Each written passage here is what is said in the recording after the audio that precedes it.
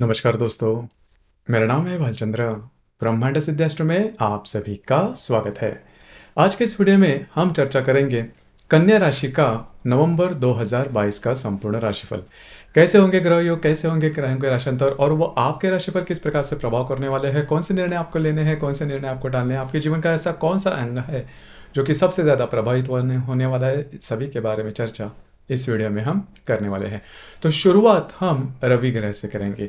रवि या फिर सूर्य जो ग्रह है यह आपके राशि का वेश भी है, जो कि आपके द्वितीय भाव में भ्रमण कर रहा है और दिनांक 17 तारीख के बाद यह जो रवि है यह रवि आपके तृतीय भाव में भ्रमण करेगा। तो पिछले करीबन 12-13 दिनों में आपने देखा होगा कि आपके जो खर्चे हैं वो ज़्यादा हो रहे हैं। वैसे देखा जाए तो आपकी जो राशि है वो थोड़ी प्रैक्टिकल, मतलब पैसे कहाँ पर खर्च करने हैं, कैसे खर्च करने हैं, किस तरह से खर्च करने हैं, इसका जो गणित होता है वो आपके दिमाग में काफ़ी अच्छी तरीके से फिट होता है। लेकिन पिछले करीबन 10-12 दिनों में ये जो गणित है वो थोड़ा सा डामाडोल हो रहा है। तो आपको इसके बारे में थोड़ा सा जो बातें हैं वो थोड़ा सा आपको कस के इसके बारे में सोचना होगा, क्योंकि इस महीने के करीबन 17-18 तारीख तक का ये जो समय, इसमें भी आपके जो खर्चे हैं वो अनवांटेड खर्चे जिसे हम कहते हैं वो होते रहेंगे। तो थोड़ा सा इसके ऊपर ध्यान देना होगा। इसके बाद का जो समय है, मतलब करीबन 18-19 तारीख के बाद का जो समय है उसमें आपका घूमना फिरना ज़्यादा हो सकता है, आपके ट्रैवलिंग वगैरह जो है वो काफ़ी ज़्यादा हो सकती है। हालांकि इसमें आपके जो काम हैं वो भी बनते हुए नजर आएंगे। तो कुल मिला के देखा जाए तो ये जो रवि का भ्रमण है वो आपको, मतलब इस महीने के करीबन 17 तारीख के बाद आप काफ़ी ज़्यादा बिजी साबित होते हुए नजर आएंगे। इसके बाद हम चर्चा करेंगे मंगल ग्रह के बारे में। अब ये जो मंगल ग्रह है, ये मंगल ग्रह आपके राशि का नंबर 1 का अशुभ ग्रह है, क्योंकि आपके राशि का स्वामी जो बुध है और जो मंगल है वो नैसर्गिक अशुभ ग्रह है या फिर शत्रु ग्रह कहे जाते हैं। इस वजह से ये जो मंगल है, जैसे कि ये मंगल आपका तृतीयेश भी है और आपका अष्टमेश भी है, और ये आपके राशि के लिए सबसे ज़्यादा महत्वपूर्ण अशुभ फलदायी ग्रह माना जाता है, जो कि आपके दशम भाव में भ्रमण कर रहा है और दिनांक 14 तारीख के बाद यह वक्री होके आपके भाग्य भाव में भ्रमण करेगा।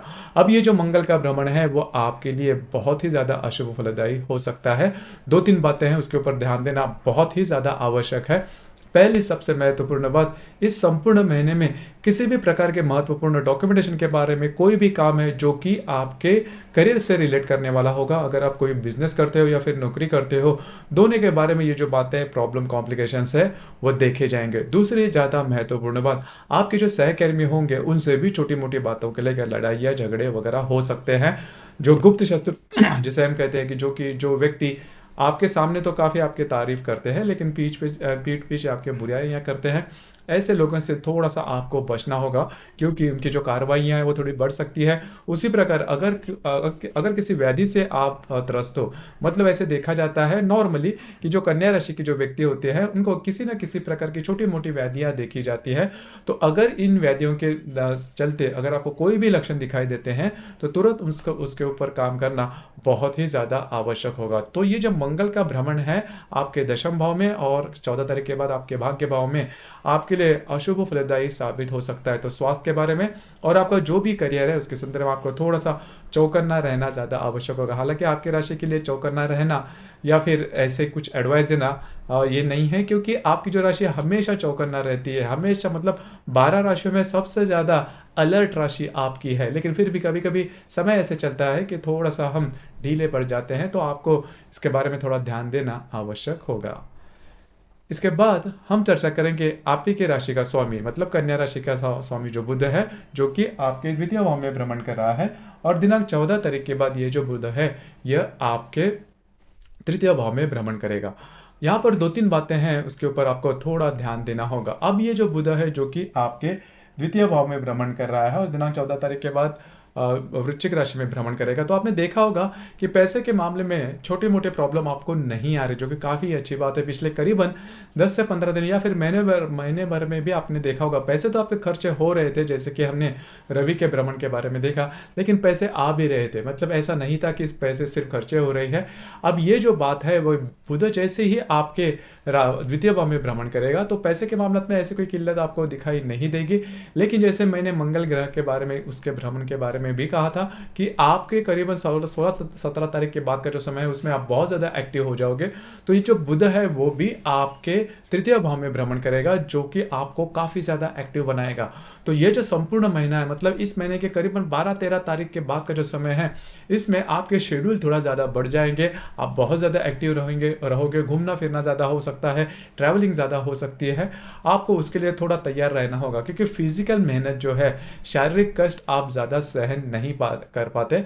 जो थोड़ा सा भी, मतलब रोज़मर्रा की ज़िंदगी से थोड़ा भी अगर आप ज़्यादा शारीरिक कष्ट करते हो तो जल्दी से थक जाते हो। तो आपको इसी के ऊपर थोड़ा सा फोकस करना होगा, थोड़ा सा चौकन्ना रहना होगा, थोड़ा सा चुस्त रहना होगा। इसके बाद हम चर्चा करेंगे गुरु ग्रह के बारे में।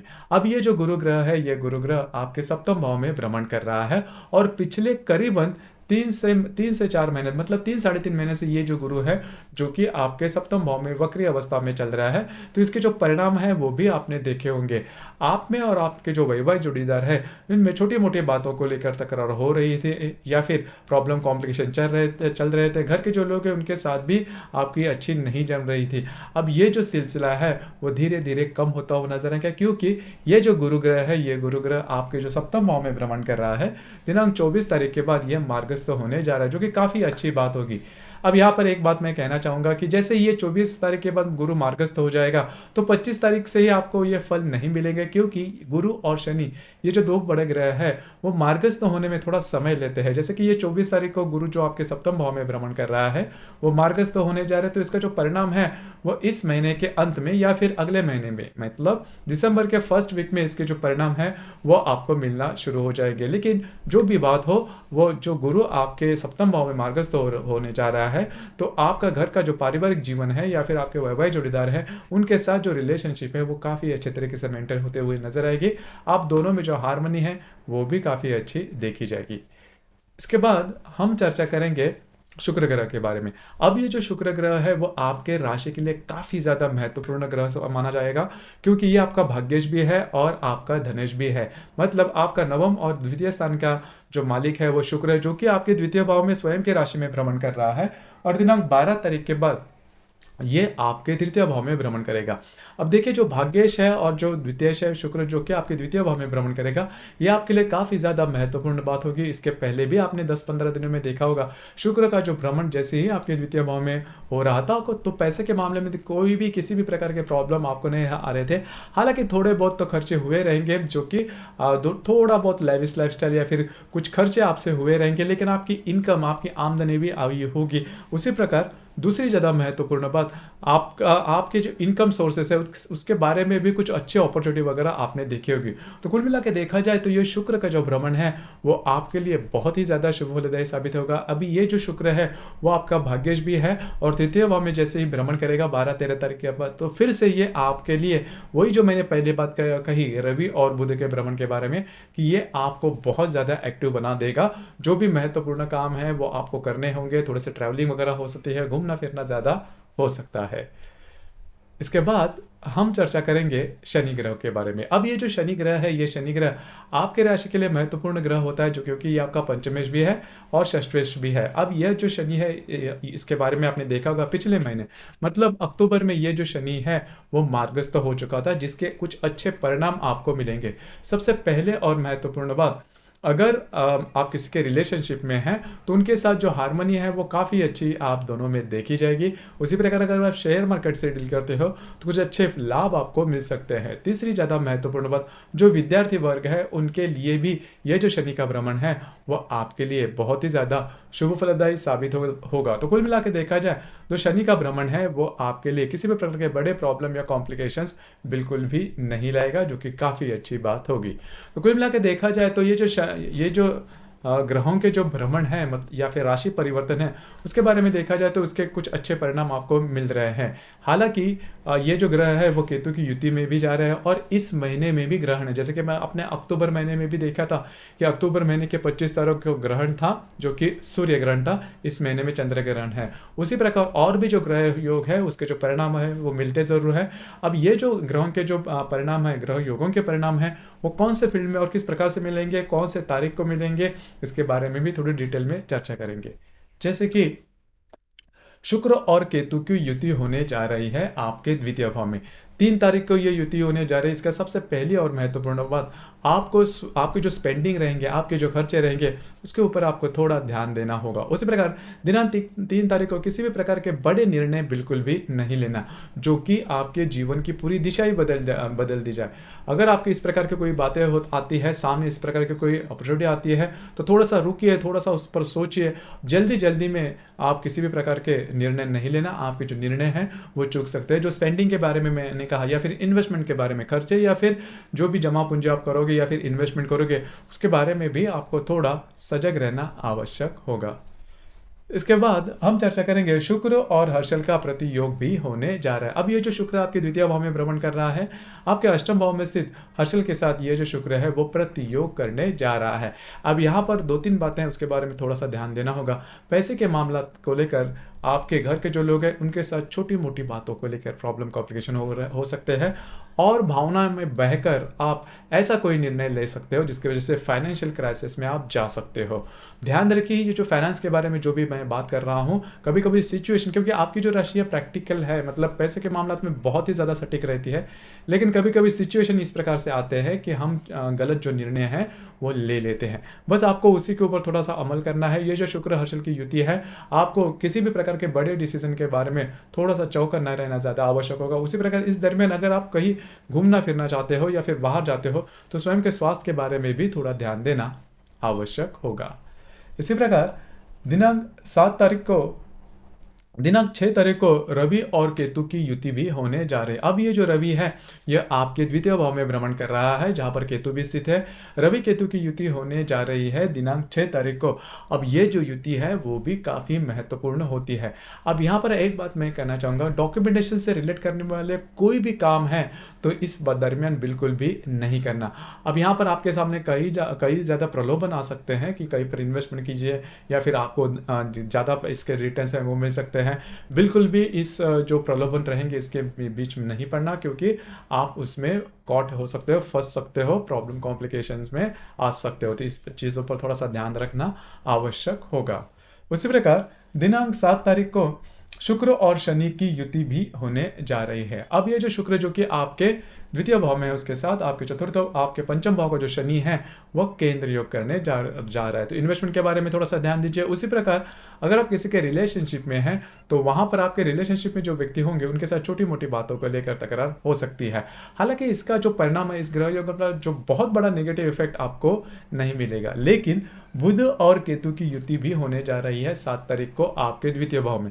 अब यहाँ पर आपको थोड़ा ध्यान देना होगा, क्योंकि आपके राशि का जो स्वामी है वो बुध है, जो कि आपके द्वितीय भाव में केतु की युति में जा रहा है। इस दरमियान होगा क्या कि थोड़ा सा आप ब्लैंक हो सकते हो, या फिर भावना में बहकर या फिर परिस्थितियों में जाकर आप कुछ गलत निर्णय ले सकते हो। थोड़ा सा कभी कभी होता क्या है कि अभी जैसे मैं कह रहा हूं कि जो बहुत सारे ग्रह योग है वो थोड़ा सा निगेटिव इफेक्ट आपको दे देंगे इस महीने के शुरुआत में, तो थोड़ा सा स्ट्रेस आ सकता है। तो जैसे ही, और आपकी जो राशि है ज़्यादा स्ट्रेस सहन नहीं कर पाती, अगर ज़्यादा स्ट्रेस आ भी जाता है तो आप थोड़ा सा ब्लैंक हो जाते हो। तो उसी प्रकार का कुछ अनुभव इस दरमियान आपको आ सकता है। अगर ऐसी कोई बात होती है तो सिर्फ एक ही काम करना कि कोई किसी प्रकार के बड़े निर्णय, प्रॉमिसेस, कमिटमेंट, ऐसी वाली बात नहीं करना। दूसरी इंपॉर्टेंट बात, अगर आपको शारीरिक व्याधि के बारे में कोई भी अगर आपको तकलीफ होती है तो डॉक्टरी इलाज करना बहुत ज़्यादा महत्वपूर्ण होगा। अगर आपकी कोई मेडिकल हिस्ट्री है तो उसके संदर्भ में भी आपको थोड़ा ध्यान देना होगा। इसके बाद दिनांक 9 तारीख को रवि बुध का प्रतियोग होने जा रहा है हर्षल के साथ। अब ये जो रवि बुध है वो आपके द्वितीय भाव में है, और आपके जो अष्टम भाव का जो हर्षल है उनके प्रतियोग में जा रहा है। अब यहाँ पर मेंटल स्ट्रेस जिसे हम कहते हैं, मानसिक तनाव में आप खासे आ सकते हो, और ये मानसिक तनाव आप किसी भी क्षेत्र में हो सकता है, खास करके फाइनेंस के बारे में होने की संभावना ज़्यादा हो रही है। देखिए, मैं क्यों ऐसा शुरुआत से कह रहा हूँ कि फाइनेंस के बारे में, क्योंकि बहुत सारे ऐसे जो ग्रह है जो कि आपके द्वितीय भाव में भ्रमण कर रहे हैं, और उसके साथ केतु भी है। तो इस वजह से होता क्या है कि आदमी की जो बुद्धि होती है वो थोड़ी सी भ्रमित होती है। राहु केतु इसी के लिए बहुत ज़्यादा चालाक माना जाते हैं कि आपकी जो बुद्धि है वो भ्रमित कर देते हैं, जिसके चलते आप जो है वो गलत निर्णय ले लेते हैं। तो इसी के बारे में थोड़ा सा आपको ध्यान देना होगा। रवि बुध के साथ हर्षल का जो प्रतियोग है वो आप अपना आपा खो सकते हो, और आप मतलब बहुत ज़्यादा स्ट्रेस में आके कुछ गलत निर्णय ले सकते हैं। तो इसके बारे में थोड़ा सा ध्यान दीजिए। ये जो ग्रह योग है 9 तारीख को होने जा रहा है। उसी प्रकार बुध और शनि का केंद्र योग भी होने जा रहा है। बुध जो कि आपके द्वितीय भाव में भ्रमण करेगा, उसके साथ आपके पंचम भाव का जो शनि है वो केंद्र करने जा रहा है। अब यहाँ पर भी बुद्धि पर थोड़ा सा तनाव आना या फिर आप थोड़ा सा स्ट्रेस में जाना, इस प्रकार की जो बातें हैं वो हो सकती है। इस यहाँ पर भी आप जहाँ पर काम करते हो, नौकरी करते हो या फिर व्यवसाय करते हो, वहाँ पर के जो लोग होंगे उनसे थोड़ा सा आपको बचना होगा। लेकिन इसी दिन पर मतलब दिनांक 10 तारीख को शुक्र और नेपच्यून का त्रिकोण योग भी होने जा रहा है। अब ये जो नेपच्यून है जो कि आपके षष्ठ भाव में भ्रमण कर रहा है, उसके साथ जो आपका द्वितीय भाव का जो शुक्र है वह त्रिकोण योग करने जा रहा है। अब ये जो त्रिकोण योग है वो आपके लिए शुभ फलदायी साबित होगा। खास करके अब तक आपने देखा होगा कि पैसे के मामले में जो बातें हैं वो अच्छी नहीं चल रही थी, लेकिन शुक्र नेपच्यून का जो त्रिकोण योग है वो आपके लिए मतलब पैसे के मामले में जो इनकम सोर्स है किस तरह से बढ़ा जाए, कहाँ पर इन्वेस्टमेंट की जाए, या फिर खर्च किस प्रकार से होने चाहिए, या फिर लक का साथ जिसे हम कहते हैं वो आपको मिल सकते हैं। कुछ अच्छे इंट्यूशंस आपको आ सकते हैं जो कि भविष्य में जाके आपके लिए काफ़ी ज़्यादा फायदेमंद साबित हो सकते हैं। तो ये जो शुक्र नेपच्यून का जो त्रिकोण योग है आपके द्वितीय और षष्ठ भाव का, वो आपके लिए बहुत ही ज़्यादा शुभ फलदायी साबित होगा। इसके बाद हम चर्चा करेंगे दिनांक 11 तारीख को रवि और शनि का केंद्रीय योग होने जा रहा है। रवि जो कि आपके द्वितीय भाव में भ्रमण कर रहा है, शनि जो कि आपके पंचम भाव में भ्रमण कर रहा है, दोनों का केंद्र योग होने जा रहा है। स्वास्थ्य के बारे में ध्यान दीजिए, पैसे के जो ट्रांजैक्शन है उसके ऊपर थोड़ा सा ध्यान दीजिए। उसी प्रकार अगर आप शेयर मार्केट से डील करते हो तो बहुत ज़्यादा चौकन्ना रहना होगा। ये बातें जान लेना काफ़ी ज़्यादा आवश्यक है। आप यहाँ पर और एक बात है कि अगर आप विवाहित हो तो आपके जो वैवाहिक जोड़ीदार हैं उनके स्वास्थ्य के बारे में भी थोड़ा ध्यान देना आवश्यक होगा। उसी प्रकार दिनांक 12 तारीख को बुध और नेपच्यून का त्रिकोण योग भी होने जा रहा है। बुध जो कि आपके द्वितीय भाव में भ्रमण कर रहा है, उसके साथ आपके षष्ठ भाव का जो नेपच्यून है वह त्रिकोण योग करने जा रहा है। अब यह ग्रह योग आपके लिए काफ़ी ज़्यादा महत्वपूर्ण और शुभ फलदायी साबित होगा। पैसे के मामले में या फिर पैसे खर्च करने हैं, जो भी बातें जो हमने डिस्कस की, तो उससे किस तरह से बाहर आना है, किस तरह से पैसे अर्न करने हैं, कौन सी ऐसी बातें जिसके ऊपर अमल करना है, इसके बारे में कुछ अच्छे इंट्यूशंस या फिर आपको कुछ अच्छी मदद मिल सकते हैं जो कि काफ़ी अनएक्सपेक्टेड होगी। लेकिन इसकी वजह से आपका जो कॉन्फिडेंस है वो काफ़ी बढ़ सकता है। तो बुध नेपच्यून का जो त्रिकोण योग है वो आपके लिए काफ़ी ज़्यादा महत्वपूर्ण और शुभ फलदायी साबित होगा। उसी प्रकार जो भी आपका कार्य क्षेत्र है वहाँ पर भी कुछ ऐसी बातें हो सकती है जिसकी वजह से आपकी काम की एप्रिसिएशन हो सकती है, या फिर जो भी आप काम चाहते हो उस प्रकार का काम आपको मिल सकता है। काम में जो भी चेंजेस है, अगर आप बिजनेस करते हो तो उसके संदर्भ में भी आप जो भी अनुमान लगाओगे वो सही साबित होते हुए नजर आएंगे और उसके बारे में भी कुछ अच्छे इंट्यूशंस वगैरह आपको आ सकते हैं। उसी प्रकार दिनांक 15 तारीख को रवि नेपच्यून का त्रिकोण योग होने जा रहा है, शुक्र और गुरु का भी त्रिकोण योग होने जा रहा है। अब ये जो रवि है जो कि आपके द्वितीय भाव में भ्रमण करेगा, उसके साथ आपके षष्ठ भाव का जो नेपच्यून है वो त्रिकोण योग करने जा रहा है। इसके दरमियान मतलब दिनांक 17 तारीख को आपका घूमना फिरना ज़्यादा हो सकता है, लेकिन इन दिनों में आप जो भी काम करोगे उसमें सक्सेस रेट आपको बहुत ही अच्छा मिलेगा। उसी प्रकार शुक्र और गुरु का भी त्रिकोण योग होने जा रहा है। शुक्र जो कि आपके तृतीय भाव में भ्रमण करेगा, आपके सप्तम भाव का जो गुरु है उसके साथ त्रिकोण योग करने जा रहा है। इसकी पहली सबसे महत्वपूर्ण बात, आप और आपके जो वैवाहिक जोड़ीदार हैं उनके साथ कहीं बाहर घूमना फिरना हो सकता है, या फिर उनके साथ आपकी जो हार्मनी है वो भी काफ़ी अच्छी देखी जाएगी। कुछ अच्छे लाभ वगैरह मिल सकते हैं। घर के जो लोग हैं उनके साथ जिस बातों पर थोड़ी बहुत आपके रस्सी खींची या फिर थोड़ा तनाव आया था वो काफ़ी मायनों में कम होता हुआ नजर आएगा। तो ये जो शुक्र गुरु का जो त्रिकोण योग होने जा रहा है दिनांक 15 तारीख को आपके तृतीय और सप्तम भाव से, वो आपके लिए काफ़ी ज़्यादा शुभ फलदायी साबित होगा। उसी प्रकार दिनांक 16 तारीख को बुध और गुरु का त्रिकोण योग भी योग होने जा रहा है। अब ये जो ग्रह योग है आपके लिए बहुत ही ज़्यादा महत्वपूर्ण है। तृतीय और सप्तम भाव से बुध गुरु का त्रिकोण योग होने जा रहा है। आप में और आपके जो वैवाहिक जोड़ीदार हैं उनमें बहुत ही अच्छी इंटरेक्शन देखी जाएगी। उसी प्रकार जो युवक युवतियाँ शादी के लिए उत्सुक है उनके लिए भी ये जो ग्रह योग है वो बहुत ही ज़्यादा महत्वपूर्ण होगा।